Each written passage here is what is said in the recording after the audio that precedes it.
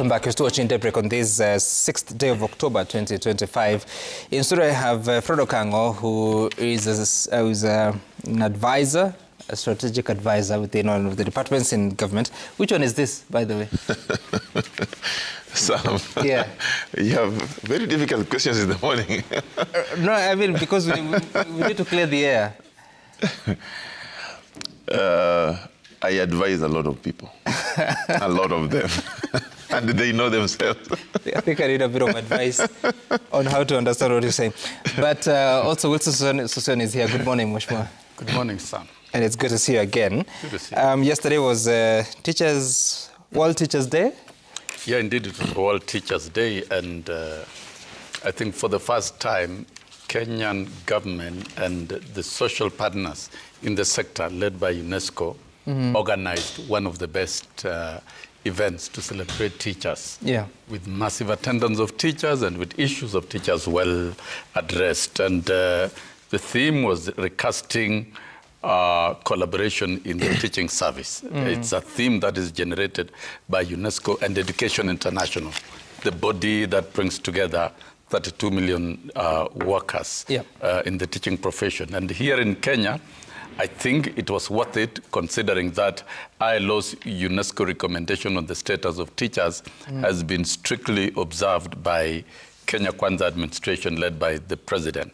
And quite a number of things have happened. One, repealing of teacher delocalization and adopting UNESCO standards norms of teacher deployment. Two, employment of additional teachers. 100,000 is quite phenomenal and monumental. To avail a qualified teacher for our children in every class is a big milestone. And three, resumption of massive promotion of teachers through the Teacher Service Commission. And we've seen that is public knowledge. And this, of course, had diminished in the previous administration.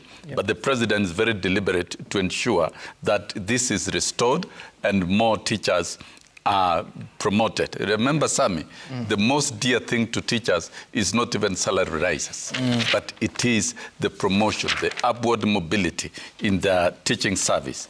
The president has also reviewed teacher salaries twice within 3 years, and that is common knowledge.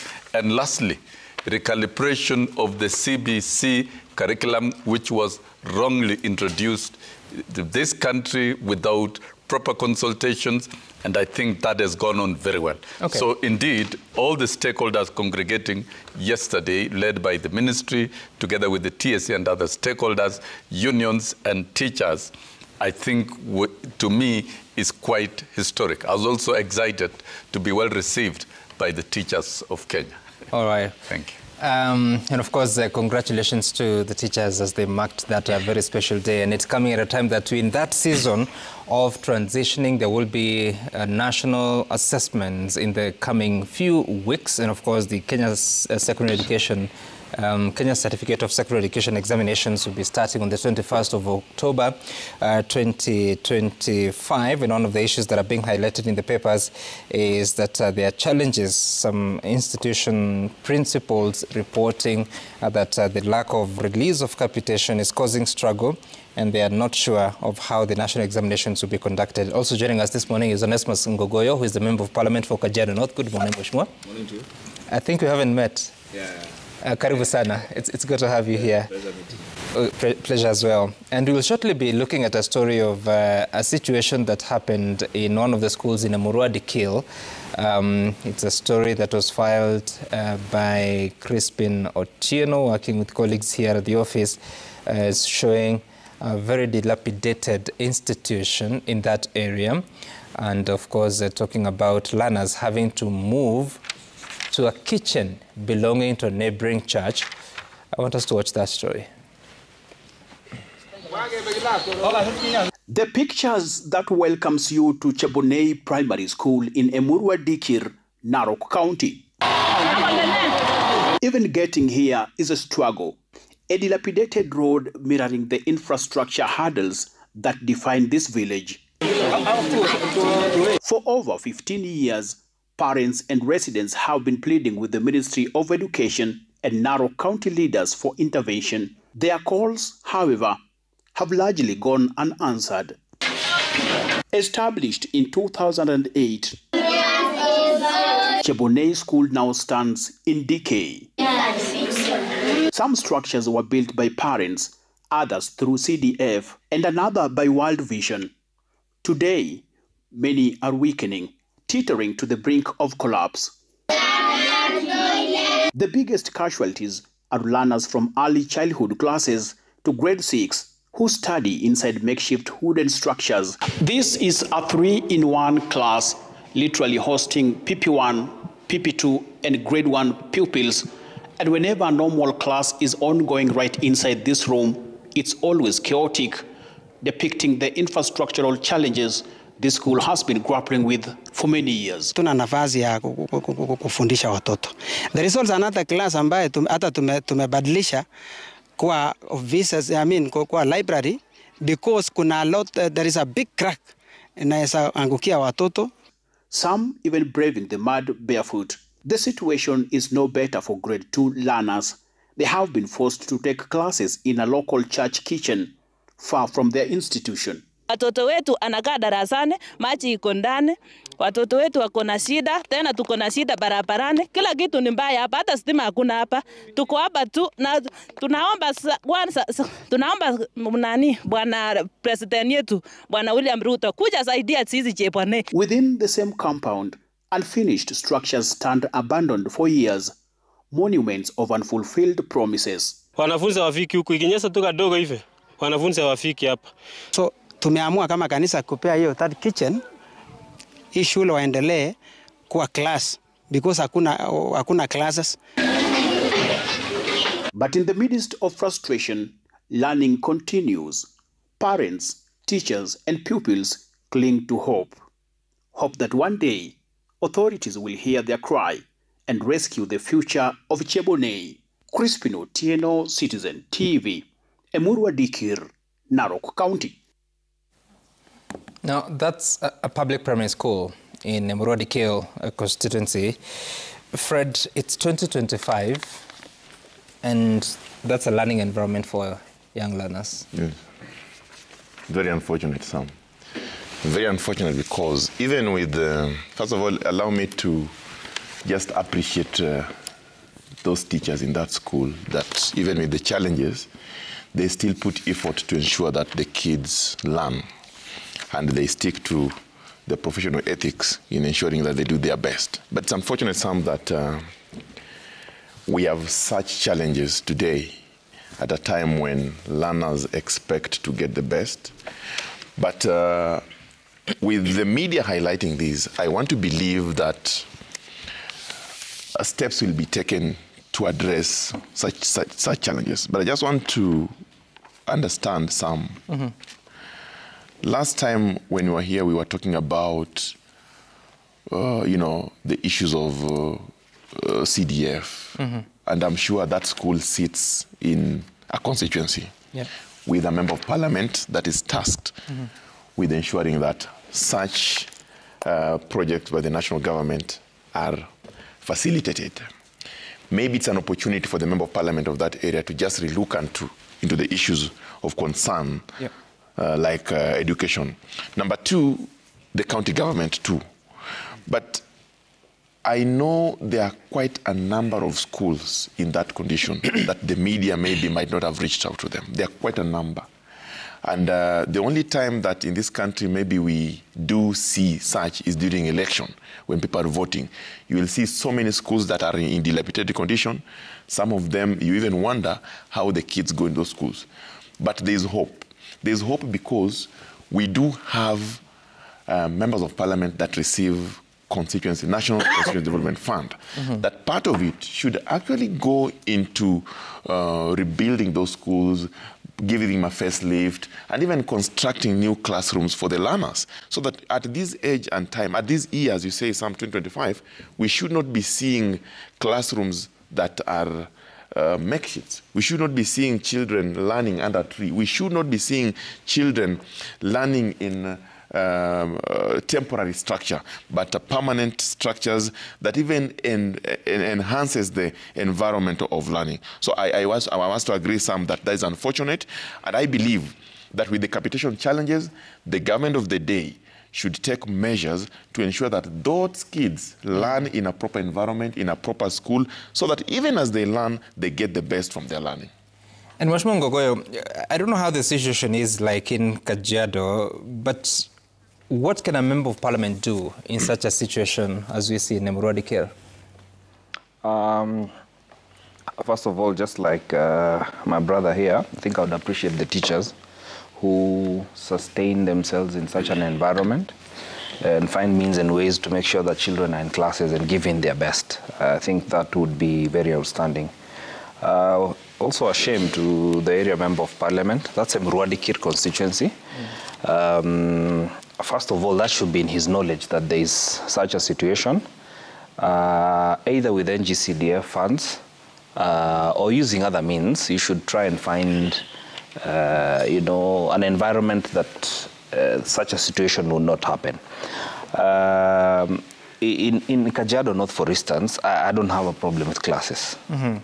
But I also want to correct that not members of parliament who receive NGCDF funds. NGCDF funds are received by committees in the sub-county, and they go ahead and implement the money. What I do, I oversight.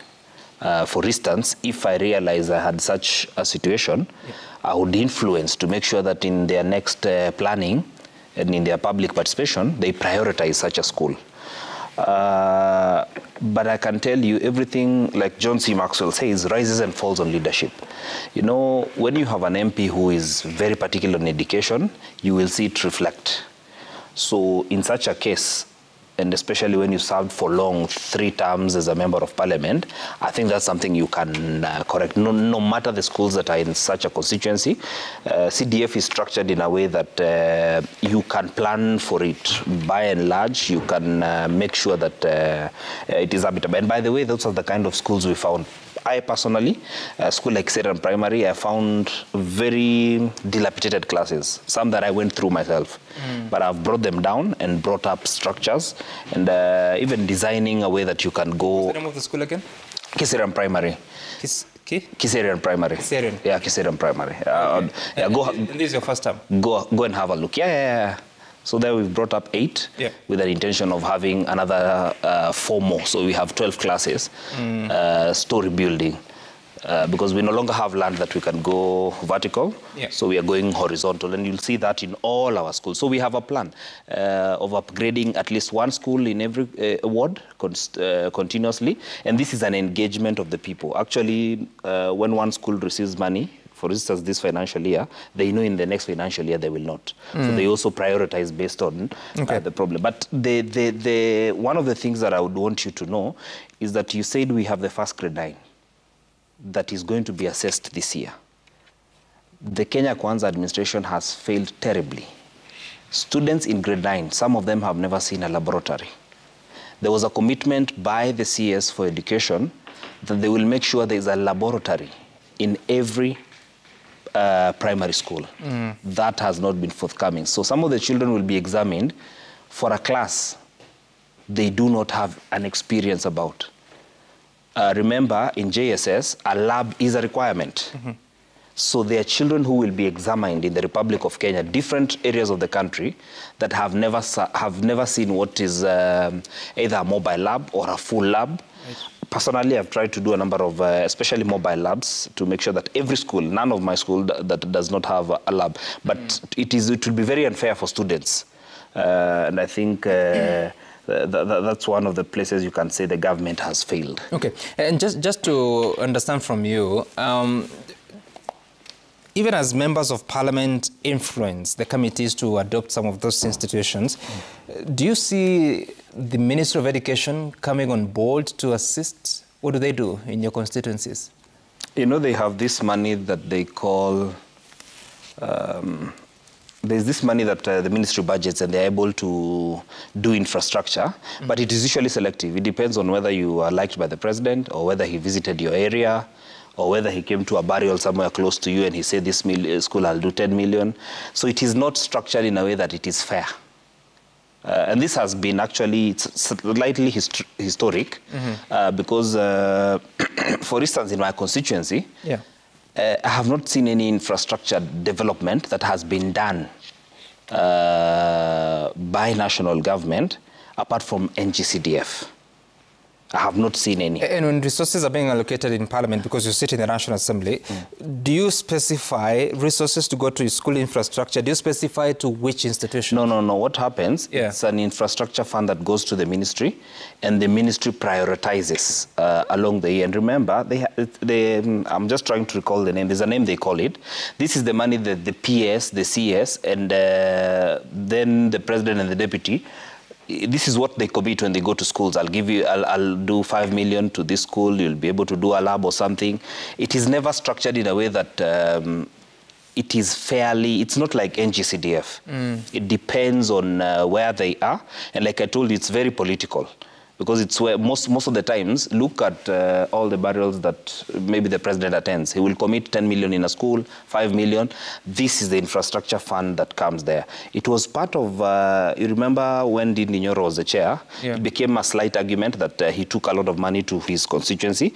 That is part of the arrangement that was, and members of the committee, and of course the Committee on Education also had the same problem. But it is never a fair fund. Wow. The only one that has been fair, and I have to confess, the World Bank KPIL money, that has been fair. Because what they did, they went to schools, counted children who are in grade 8, and in their transitioning to grade 9, we partnered with them to be able to do those classes. So in this case, probably they will do the base, and I will come up. Okay. All right. Now, Mheshimiwa Sosion, as we welcome Senator Manzo from Makueni County, Mheshimiwa Sosion, in 2025, and you have a situation where Kenyan children, some of them study in classrooms like what you've seen in Kiharu, others study in classrooms that, like you see at the school in Emurua Dikir. And yes, early childhood is the responsibility of county governments, but you find that lately a lot of primary schools have adopted the ECD classrooms. Why should we be having this conversation such a time? I think that it's a mistake. In 2025, and that is 22 years after the inception of CDF, we should not be seeing such type of infrastructure. Because to deliver quality education, you need quality infrastructure that meet international standards, complete with flowing water in all the schools. That is how it ought to be. And I think it is time we pause as a country and audit our schools' infrastructure status and identify the gaps and look for the correct intervention measures so that we have quality classrooms all over the country. The members of parliament, indeed, you can say you are not controlling programs within the CDF. You can influence the programs, and particularly CDF covers 90% of education. It is not right that in 2025 we have such classrooms in any constituency anywhere within the jurisdiction of the Republic of Kenya. And I think this is where the Ministry of Education should come in by developing a clear inspection report of the status of all the schools and appraise members of parliament and other stakeholders who have the responsibility to ensure that the school's infrastructure are improved. There is no excuse as to money. We have the money. It is how we are managing it. It is the leadership. Why is it that it's working quite well in Kiharu? The classrooms are so decent, and even the environment, the capros and the rest, and landscaping is well done by Ndindi. It can be done in all other. This model can be spread horizontally across the country. It is only when we are serious that good things happen. And when we are not serious, good things will never happen. We'll wait till kingdom come. It is up to us as leaders, and we don't need to blame anybody. Everyone has a constituency as a jurisdiction for members of parliament, for for MCAs and governors also, who said governors don't have a responsibility to ensure that the communities put up quality infrastructure within their school system. That's a national function. No, those are wild arguments. The responsibility of education is collective, in whichever way it's collective. Yeah. And these letters' interpretation of this function belongs to this and that, I don't think is right. In terms of ideas, it is collective. Right. But in terms of implementation, it is known who will do what. I also want to make one correction. In schools capitation, the ministry has devoted a vote head that goes to infrastructure under what you call RMI. Particularly for high schools. And we've seen schools that are using repair, maintenance, and installation. It's voted about 5,000 every year. I've seen a school that is able to ring fence close to 15, 18 million, and they're doing good work in dealing with the infrastructure. 5,000 per lana? Yes, 5,000 per lana per year. And it is doing good work. So I dare say, as a country, we already have enough resources that goes to education sector, and it is wrong for us to have such dilapidated structures within our country. I think we've got to audit our leadership across board, but we need a proper audit report on the quality and status of infrastructure in all our public schools across the Republic, whether ECD, primary or secondary. All right. Now, Senator Manzo, good morning. Good morning, and my apologies, Sam. There was a truck which got stuck on Bagath Road. Oh, sorry. And the traffic officer did a fantastic job, otherwise I would have been there for. That one deserves a promotion. Just before I manage the traffic very well, and there's a lot of traffic there. All right, I hope we'll do something about the promotion. Yes. So we are talking about the situation of one school that is in Muruadi Kil. The school is Chebonei Primary School that you've seen some of the images. You'll get a chance to look at them on the screen. But also the question emerging, because Mheshimiwa here says that if there's a member of parliament in that constituency, and indeed there is, that is a situation that should not happen. Mheshimiwa Sosion says that everyone should come on board to assist such kind of schools, including counties. But of course, we know there has been challenges on the counties spending resources on functions that would ideally be national. They have actually been stopped by the control of budget when it comes to management of bursaries.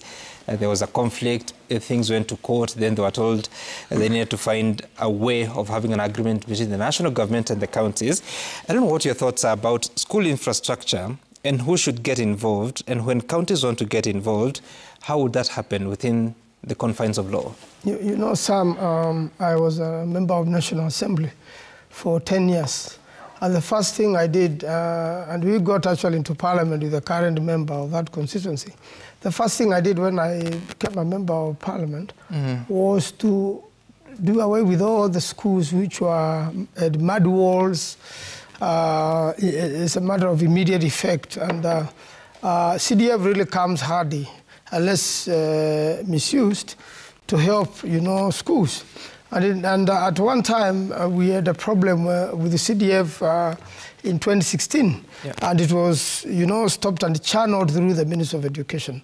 And I can assure you, for a whole year, 2016, 2017, it was a very big struggle through the Ministry of Education to get those resources which were rightfully allocated to Makueni to the grassroots. In fact, out of 140 million, we only managed 12 with the schools in a whole year, which doesn't happen.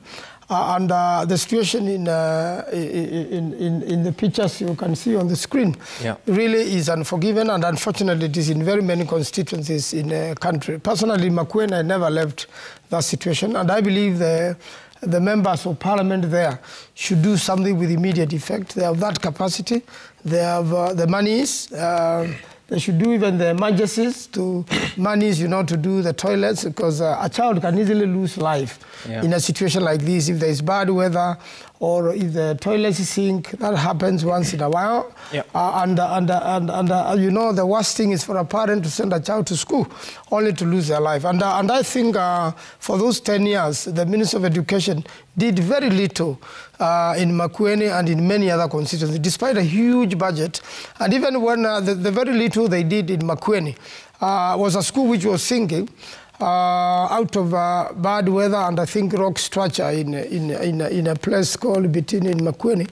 And the money is allocated there. Even the amount of money they spend on a classroom was what we used in CDF to do 3 classrooms. And then they'll take 10 years to ever do that school. They never did anything actually for 10 years. It is just promises financial year after financial year. And I think when it comes to this capitation and the amount of money, even a school in Kenya had 18 million shillings a year. Yeah. You know, the primary schools will be looking very beautiful. They are managed by the local committees and they are very careful. They make sure that the CDF monies never goes to waste when it comes to doing school infrastructure. So I really want to blame the national government, particularly the Minister of Education. There's a lot of talk, but doing very little and nothing done. The counties have done their level best with the ECDs. There are still some bad ECDs in quite a number of counties in the country. And I think the most basic thing, and a child should, you know, like a child going to ECD, very young, beginning schooling, going to such dilapidated buildings is the worst thing which can happen to a Kenyan child. And I think something has to be done very quickly by the counties and also the national government. But how do counties finance what is ideally a national government function? No. The ECDs belong to... Yes. The ECDs belong to the counties. Yes. And the county government should never get, you know, interfere with the normal primary and secondary schools. Not at all, unless a case of emergency. They cannot. Okay. Their budget is very well cut for ECD. So I want to say that the government has failed miserably. And even when the minister, the current minister, who is a learned colleague, who is a lawyer, comes to the floor of the House to answer questions on these issues, they are very flowery and they never answer anything. They just take you through some literature. And there's nothing on ground. So I think the government should take education seriously because it is the equalizer of all Kenyans. All right. And of course, there's that story that is on the front page of the Daily Nation, continuing on page 6 of the same, talking about cash-starved schools, one of looming exam chaos, institutions on the brink of a crisis as lack of funds disrupt preparations for national tests. Of course, there has been that official explanation that verification of schools and the learners is ongoing to ensure that capitation is released. So there has been that challenge. Of course, the schools should be closing in the next few weeks for the start of the national examinations. The government has said funds will only be released to schools whose enrollment data has been verified. Education CS Julius Ugamba has confirmed that 37,000 schools with 8.8 million learners have so far been verified, and funds have already been disbursed to these institutions, and the verification exercise is set to be extended to higher learning institutions. So that's the latest that is coming from the ministry. But of course, the head teachers themselves saying that the resources have delayed. They have not had some good time to procure examination materials. And of course, I don't know what will happen because, just a moment, because there's also the question of government procurement. I don't know if it will affect the institutions, but we'll let you see how that develops. I want us to take a short break. When we come back, we'll dive into more conversations of what's informing discourse in the public space.